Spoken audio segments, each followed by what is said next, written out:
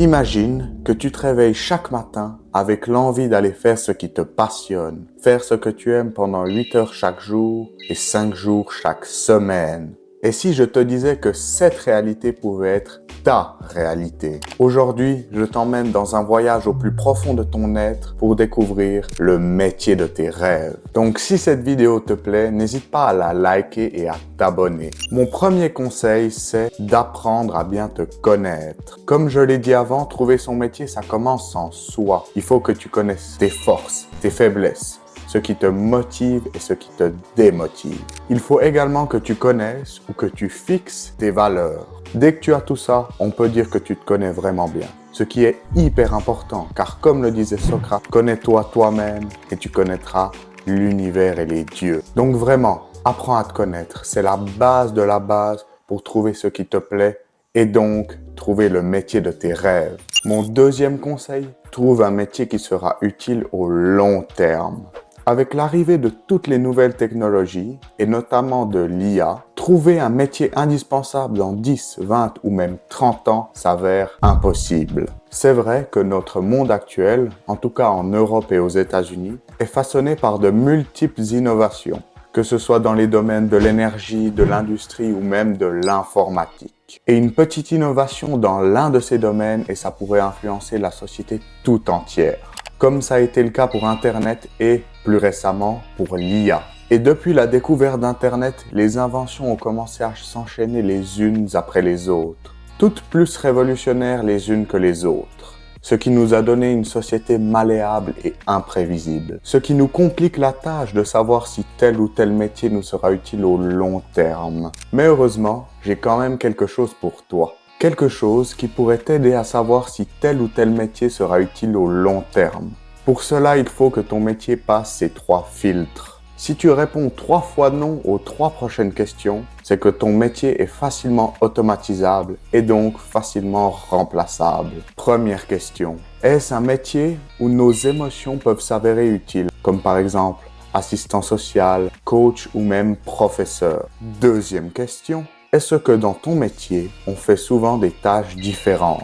Troisième question, est-ce que dans ton métier, on a besoin de beaucoup échanger avec les gens? Donc en résumé, il est difficile de savoir si un métier va disparaître ou non. Mais dis-toi qu'en général, si un métier n'a pas répondu oui à une seule de ces questions, c'est qu'il a peu de chances de survie. Troisième conseil, trouve ton Ikigai. Comme pour trouver ton sport, pour trouver ton métier, il faut trouver ton Ikigai. Et qu'est-ce que c'est ton Ikigai? Eh bien, pour tous ceux qui n'ont pas vu ma dernière vidéo sur comment trouver son sport, d'ailleurs, elle devra se trouver par là en haut ou sinon c'est de l'autre côté, par là. Sur la petite fiche, tu cliques et tu la trouves. C'est magique, tu verras. Du coup, pour tous ceux qui n'auraient pas vu ma dernière vidéo, je vais vous expliquer ce qu'est ton Ikigai. Ton Ikigai, c'est en quelque sorte un équilibre entre là où tu es bon, tes talents, là où tu es utile, ce qui te passionne et l'aspect financier. C'est-à-dire que pour trouver le métier qui te convient, il faudra te poser ces questions. Première question, suis-je bon dans ce que je veux faire? Si c'est pas le cas, c'est que c'est pas forcément le métier de tes rêves. T'as pas besoin d'être un expert, mais d'être un minimum bon, tu vois. Un minimum au-dessus de la moyenne pour en faire ton métier. Deuxième question, est-ce que tu aimes ce que tu fais? Est-ce que ça te fait vibrer? Pose-toi vraiment la question au fond de toi. Est-ce que ce que je suis en train de faire là, ça me fait vibrer? Est-ce que ça a du sens pour moi? Et si la réponse est non, c'est que c'est certainement pas la bonne voie. Est-ce utile? Est-ce que ça aide des gens? Nous, globalement, les êtres humains, on aime bien aider nos semblables. C'est pas pour rien qu'un merci, ça nous fait toujours du bien. On aime se sentir utile. Donc c'est super important que ton métier soit utile aux autres, que ton métier puisse aider des gens. Est-ce que ça rapporte suffisamment? Pas besoin que ça te fasse gagner des millions, mais juste que tu aies un salaire, on va dire, descendant, que tu puisses vivre avec. En tout cas, si c'est ta seule source de revenus, que tu puisses vivre avec. Après, si tu as d'autres sources de revenus ou que tu es même déjà riche, bah fais-toi plaisir, tu n'as même pas besoin de regarder l'aspect financier. Et si tu trouves quelque chose où la réponse à ces 4 questions, c'est 4 fois oui, arrête de chercher, c'est que tu as probablement trouvé le métier de tes rêves. Mon 4e conseil, c'est persévère, teste plein de trucs. Ton métier idéal, tu ne vas pas le trouver du jour au lendemain. Il va te falloir du temps et de l'énergie. Tu vas peut-être essayer quelque chose, puis après te rendre compte qu'en fait c'était pas ça. Ça va peut-être te demander d'essayer plusieurs métiers et de quand même avoir ce flou intérieur qui te rappelle sans cesse que tu n'as pas trouvé le métier qui te convient. Je sais que c'est difficile et super frustrant quand tu as essayé, réessayé et que tu n'as toujours pas trouvé. Mais crois-moi, tu dois persévérer. Tu dois te forcer à continuer, car le jeu en vaut la chandelle. Trouver le métier qui te convient, c'est sûrement l'un des plus beaux cadeaux que tu puisses te faire à toi-même. Car comme le disait Confucius, trouve un travail que tu aimes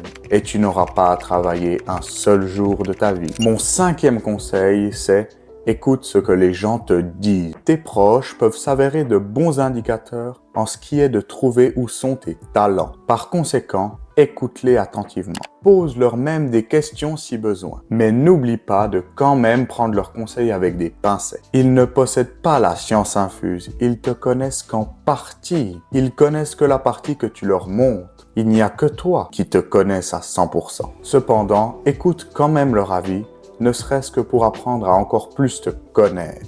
Mon 6e conseil, c'est reste flexible. Comme je l'ai dit plus tôt dans la vidéo, le monde change et il change même de plus en plus vite. Du coup, il faut être prêt à t'y adapter. Dans ce monde, la seule chose qui est constante, c'est le changement. Du coup, sois prêt à réagir à ce changement. Ne vois pas ce changement comme un obstacle, mais comme un tremplin sur lequel tu pourras te propulser. Maintenant, si tu veux savoir comment devenir flexible, j'en ferai peut-être, je dis bien peut-être, une vidéo. Mais en attendant, si tu as de la peine à rester flexible, essaye quelque chose comme la méditation ou les étirements. Car le corps et l'esprit sont liés. Du coup, si tu assoupliras ton corps, tu assoupliras ton esprit. En conclusion, pour trouver le métier de tes rêves, il faut avant tout t'écouter. Apprendre à te connaître et trouver ton Ikigai. Il faut également que tu cherches un métier avec des perspectives au long terme.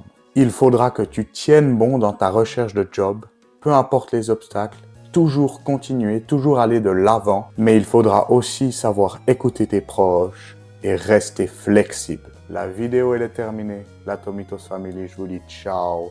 C'était Tom Pezac.